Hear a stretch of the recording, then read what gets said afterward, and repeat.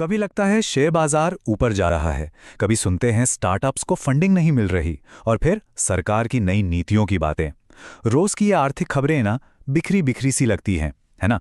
आज हम क्या करने वाले हैं, इन्हीं सब टुकड़ों को जोड़ेंगे और देखेंगे कि पूरी कहानी है क्या। चलिए शुरू करते हैं।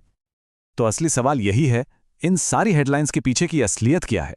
हम शुरू करेंगे एकदम टॉप लेवल से, मतलब ग्लोबल मार्केट से, और फिर धीरे धीरे नीचे आएंगे ये देखने कि इसका हमारी जेब पर, हमारे पैसों पर आखिर असर पड़ता कैसे है।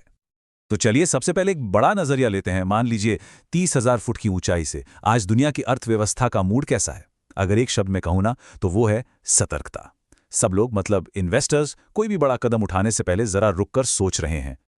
इसका मतलब ये है कि दुनिया भर के बाजार एक तरह से देखो और इंतजार करो वाले मोड में हैं। मतलब सब बस देख रहे हैं कि आगे क्या होगा, कोई भी जल्दबाजी में नहीं है। इसी वजह से एक ठहराव सा, एक सावधानी का माहौल बना हुआ है। तो इन्वेस्टर्स का ध्यान कहाँ है? देखिए, एक तरफ तो उनकी नजरें टिकी हैं महंगाई के नंबरों पर और ब्याज दरें बढ़ेंगी या घटेंगी इस पर। ये तो हो गई बड़ी पिक्चर। लेकिन मजे की बात यह है कि पैसा रुका नहीं है।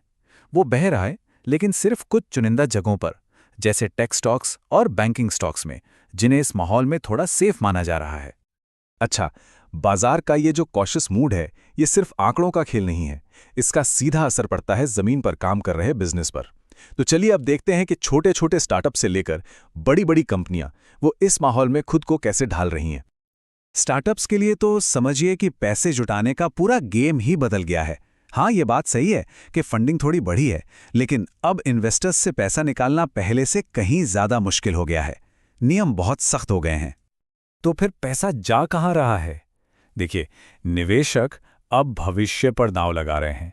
उनका पैसा उन इंडस्ट्रीज में जा रहा है जो कल की दुनिया बनाएंगी, जैसे कि आर्टिफिशियल इंटेलिजेंस यानी एआई, पैसों के लेन देन का नया तरीका यानी फिनटेक, और सामान को यहां से वहां पहुंचाने वाली रील की हड्डी लॉजिस्टिक्स। और इससे ना इन्वेस्टर्स की सोच में एक बहुत बड़ा बदलाव साफ दिखता है। उनका नया मंत्र क्या है? हमें भविष्य के बड़े बड़े वादे मत दिखाओ, आज का मुनाफा दिखाओ। मतलब अब वो ऐसी कंपनियों को पसंद कर रहे हैं जिनका बिजनेस मॉडल टिकाऊ हो, ना कि वो जो सिर्फ तेजी से बढ़ रही हैं पर घाटे में हैं। लेकिन रुकिए, ये दबाव सिर्फ नई कंपनियां ही नहीं झेल रही हैं। बाजार के जो बड़े और पुराने खिलाड़ी हैं ना, वो भी इस मुश्किल दौर से गुजर रहे हैं। ये टेबल देखिए, ये बड़ी कंपनियों की पूरी कहानी बता देती है। उनकी बिक्री तो ठीक ठाक हो रही है, मतलब रेवेन्यू स्टेबल है, लेकिन हर चीज बेचने पर जो मुनाफा होता है ना, वो कम हो गया है। मार्जिन सिकुड़ रहे हैं, खासकर ई कॉमर्स और मैन्युफैक्चरिंग में। और इसी वजह से अब हर कंपनी का एक ही फोकस है, खर्चे कम करो और काम को और बेहतर बनाओ।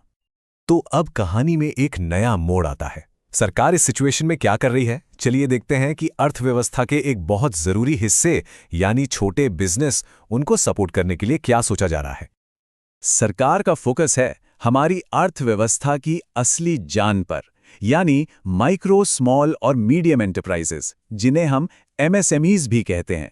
ये वो छोटे छोटे बिजनेस हैं जो असल में देश की आर्थिक गाड़ी खींचते हैं, और जो नए प्रस्ताव आ रहे हैं वो सीधे सीधे इन्हीं को ताकत देने के लिए हैं।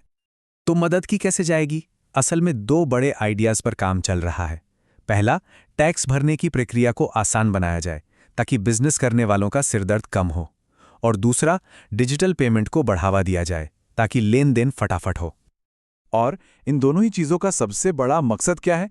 छोटे बिजनेस के लिए कैश फ्लो को बेहतर बनाना। आसान भाषा में कहें तो ये पक्का करना कि उनके हाथ में पैसा आता जाता रहे, ताकि वो अपने रोज के खर्चे चला सकें और बिजनेस को आगे बढ़ा सकें। तो ठीक है, हमने ग्लोबल बाजार देख लिया, बिजनेस की स्ट्रैटेजी समझ ली और सरकार की नीतियां भी जान ली। अब इन सब धागों को जोड़कर सबसे जरूरी सवाल पर आते हैं, इन सब का हमारी अपनी इन्वेस्टमेंट स्ट्रैटेजी पर क्या असर पड़ता है। तो इस पूरे माहौल में सबसे जरूरी सलाह क्या है? सिर्फ एक, अपने लंबे समय के लक्ष्यों पर ध्यान टिकाए रखें। आज के इस उतार चढ़ाव में अगर एक बात गांठ बांधनी है तो वो यही है। तो इसे करें कैसे? ये रही एक तरह की इन्वेस्टर प्लेबुक। पहला, अपना पोर्टफोलियो बैलेंस्ड रखें, मतलब सारा पैसा एक जगह मत लगाइए।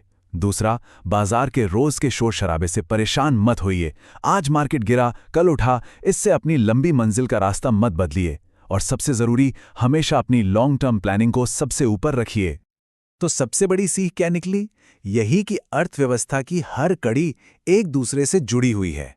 ग्लोबल बाजारों का मूड वो तय करता है कि कंपनियां कैसे काम करेंगी। उसके आधार पर सरकारें पॉलिसी बनाती हैं और इन सब का सीधा असर हम सबके फाइनेंशियल फैसलों पर पड़ता है। तो आखिर में एक सवाल के साथ इसे खत्म करते हैं, जिस पर सोचना जरूरी है। जब बाजार का मूड इतना सतर्क हो, तो क्या सबसे बड़ी और सबसे अच्छी रणनीति सिर्फ सब्र रखना ही है?